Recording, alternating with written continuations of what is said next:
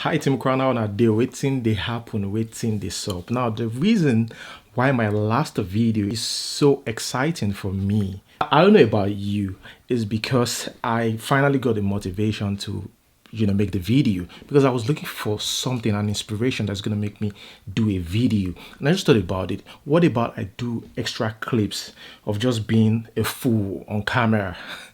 Maybe that's gonna inspire me to edit and post online, and it helped seriously. Yeah, the spirit is back. Okay guys, welcome to our channel.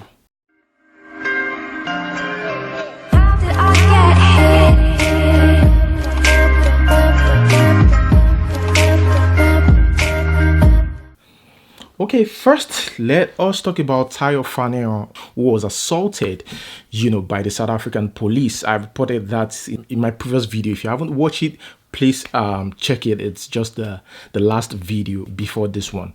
All right, so Tayo was assaulted, and he posted the video online of everything. And he also came back online to explain what actually happened off camera.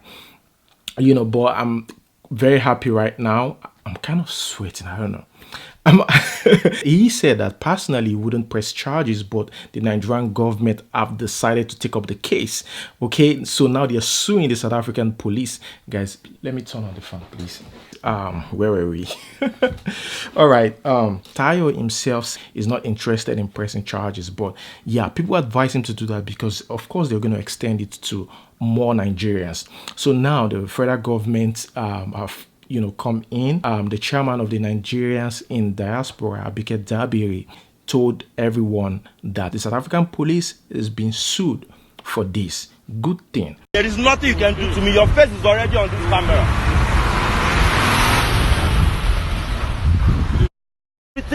I'm a law-abiding resident of South Africa, even though I'm not a citizen from here. You can't treat me like that. By force what? And when we talk about xenophobia, everybody, they think maybe, okay, we're just blabbing. It is real. They check into your car and see how you look. You're Nigerian or whatever, and they stop you and to harass you. My man, don't touch me like that. Why are you beating me? Why are you hitting me? I cannot drop my phone. This is my own right. See the way they are treating me. Can you see the way they are treating me? Can you see the way they are treating me? See the way they are beating me? Can you see? Beating me, yes. Hey! Just a recording. Stop fighting me like that, man. Yeah, my phone.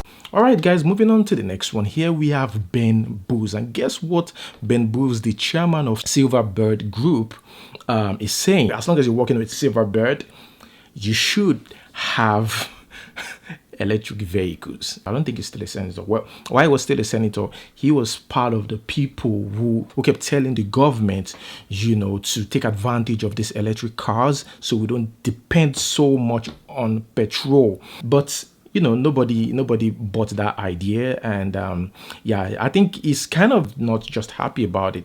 But the thing is that Ben Booz don't know is, as an individual, you can make a difference as an individual, but as long as the government is yet to accept that, or the resources in your location not readily available for that, I don't think this could work. Here he said, I have just given a company-wide directive that all new vehicles purchased on behalf of Silverbird Group will be electric vehicles. Also, we will not issue any car loan to any staff except they want to buy an electric car. So that's what he's saying. So even though you want to have a car, you want, maybe because of the stress in Lagos and all that, you don't have a car, and you got employed. As long as you want to buy a car that uses petrol, the company wouldn't give you any loan for that, except you decide to buy electric cars. We're talking about electricity. Yes, electric car is good, but we need electricity to charge the car. And where are the recharge points in Nigeria? Where are the resources in Nigeria for your workers? So it shouldn't force its staff to get it. Instead, force the government to create the resources for this. Our politicians are moving in the opposite direction.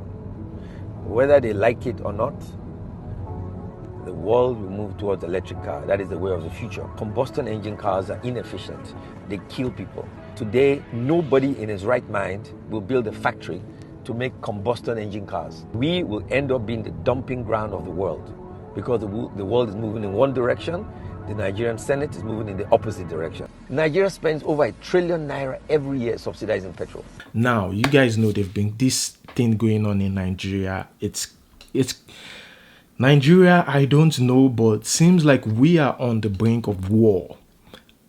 The Igbos, the Yorubas, the Hausas, like it's getting close, and I hope it doesn't happen. You've heard about the Fulani herdsmen issue, and apart from that, the Shiites, or what do they call them? The Shiites, and the government. You know, it's getting scary every day. And yeah, the Oshun monarch warns against outbreak of war. He wrote to Buhari. This not just the southwest now, the southeast said that they are ready to fund any of their people interested in cattle rearing, but will never give the Fulanis their land, because right now they've established forest guards. The only thing that they're just in charge of is look out for Fulanis, and any Fulanis that is seen, wandering around the bush or the forest will be gunned down. That's what the Southeasterners are saying, but they are ready to fund any of their people who wants to rear cattle. Getting serious, isn't it? Let's talk about entertainment here. It's no news that Wizkid is now the official ambassador of United Bank of Africa, UBA. That's a good thing. Congratulations to Wizkid on that. Wizkid gave a speech when he was being announced as the ambassador.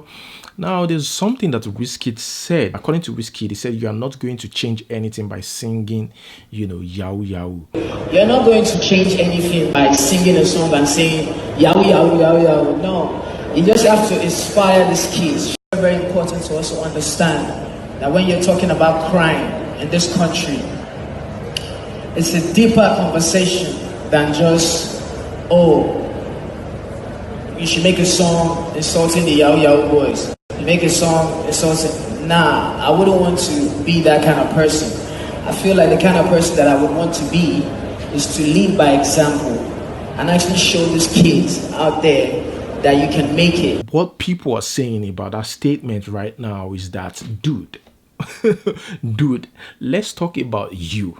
Okay, your music never touched any lives, so he has no right to even say that. Guys, let me know what you think about that in the comment section below, because this is what people are saying, that Wizkid is not in the right position to say that. Do you think Wizkid is not in the right position to say that? Well, moving on to the next news. Here we have Victoria Kimani. Now, I saw this tweet recently and I was just so disappointed in this lady, Victoria Kimani. I don't know whether she's looking for attention or not, but these days the shots have been on Nigerians. Like, she has been throwing jabs, at Nigerians and I don't know our country, and I don't know why the country that gave you fame. And recently she said that, "I just wonder, after tweeting all the hatred some people tweet and realizing that they don't have ample electricity to charge their phone."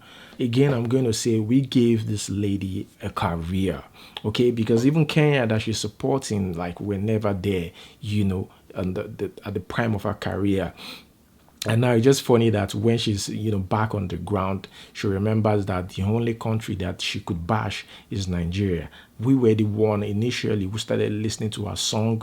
She blew in Nigeria like nobody knew her in Kenya.